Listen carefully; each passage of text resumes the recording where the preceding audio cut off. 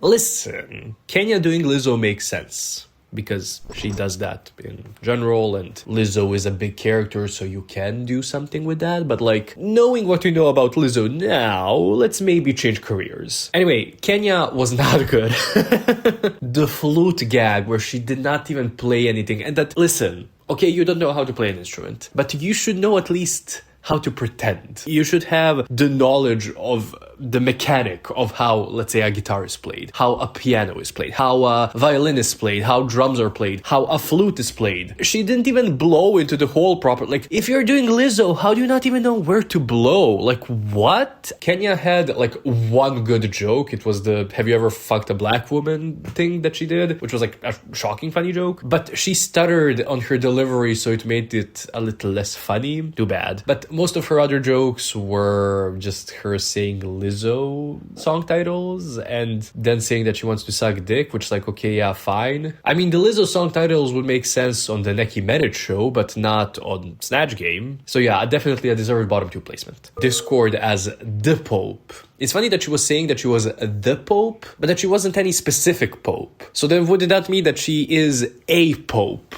Linguistics aside, what a stupidly funny performance. Like, what was this? My diva did not disappoint. I loved her here. I was worried a little about the characterization when she started, because it did seem like the drawn out cadence of her speech could get boring pretty easily. But for me, it actually never did. I did think that it was going to get boring, but it never did. There's this like insane quality, but I say insane in the best way possible. Discord speaks, or like when she performs, where she just like draws you in with her eyes, and you're just like so hypnotized by it, and it keeps you drawn in. She had Rue screaming. I was like, okay, so she's gonna be in the top 3, like last week when she had Rue screaming, and then that didn't happen. Like, what's happening here? I think that they want to keep her safe so that she kind of breaks, because she seems to be the most prone to provocation, or rather falling for provocation. But those are the type of queens that I love the most, so it's like, don't give them that, Discord. You know you're fucking fantastic. You don't need the judges to tell you that. You know that you're fantastic. I loved her joke that her favorite yoga pose is just like crucifixion, the crucified pose. And then one of the guys that she was talking to correcting her after how long you would come back from the dead, because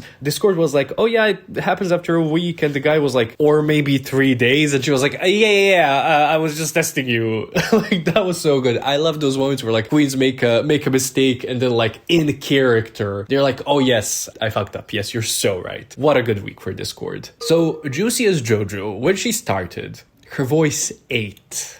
I actually liked what she did there, but I doubt, like I've said before, that Rue has any idea who Jojo Siva is or why she's funny to all of us. So this performance flew over not to Drew's, but to Rue's head, sorry. Not a stellar performance, but a fine one. Like, it's fine. In most of their seasons, I think that Juicy would have been safe. She didn't have many actual jokes, which I think is her biggest problem. And then later, as the challenge went on, she had less and less energy. So yeah, you knew that she was in trouble. Darlene Mitchell, the diva that you are, but not in this episode.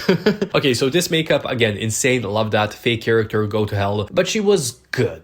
I loved her characterization of doing Miss Claus as this disgruntled, hoardy old woman, but other than that, I don't really have anything written down for her. But her on the runway as Dolly, so beautiful and so well done. I don't know why, but Mikey doing Drew just makes so much sense. It just fits. It would be funny if she ended up winning the season, so that we have 2 queens that did Drew for Snatch Game as the winners, or rather 2 Drew Barrymores as Drag Race winners. The way Mikey found ways to do the gag with Drew, and the way that she kind of like Drew doesn't really talk through one side of her face, or like rather with one side of her mouth, I guess. But like, that's just the sort of joke that everybody collectively agrees on. But Mikey found ways to make that funnier. So like how she would blow a kiss from the side of her face, you know, and then when she would drink water, she would let the water drip out from that one side of her face that like does not stay close. The lisp that's not exaggerated at all, and it's like just so right. Mikey was so good this week. And these are my notes just before she even came into the challenge. Like, we're talking about her little vignette before she came into the challenge. I I loved her look here because I love how plastic her wig is. I love the mole drag that Mikey brings to the show. It's so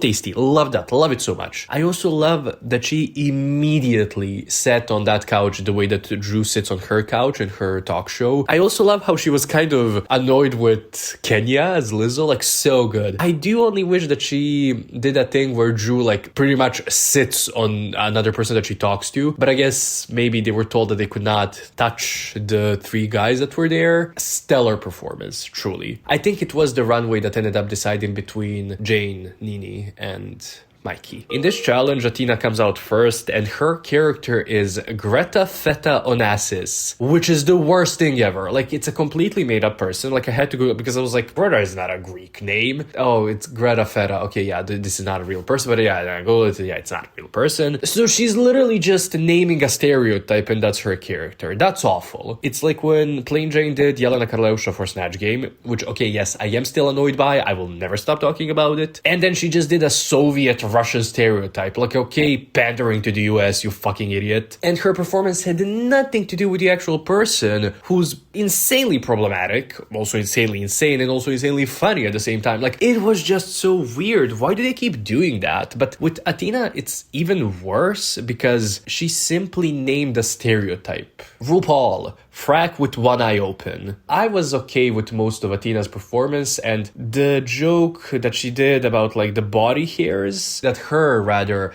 and that one guy's body hairs are going to be blowing in the wind, that was good. Nene got me good. I was worried about how she was going to do in the challenge, but she fucking killed it. The look, insane. The voice, insane. Her jokes, so good and so present. It's such a good sign that she made Rue laugh before she even came into the part where she actually interacts with Rue. Nene Coco, the legend that you are, please let me financially support you. She also kept making Darlene break, but like, I think that's mostly because of Darlene. Like, she seems so joyful that she probably even found Mia funny. Jane is doing Truman Capote, and like, of course, she's doing somebody who died like 100 years ago. Rue loved Jane, clearly. I mean, I did too, of course. She was so stupidly and endearingly funny this time around. Like, in the last episode, I did not enjoy her sort of cartoony comedy, but this time I think it worked because that was her frame, but then the actual jokes were like dirty and ridiculous. So that sort of juxtaposition of those two worked really well for me. Again, how does she not win this season? She had this one joke that was like, smell my breath and you'll smell somebody, but then smell my chair and you'll smell somebody else, which I think, okay, that was clearly prepared for Snatch Game because, you know, on Snatch Game they sit in chairs,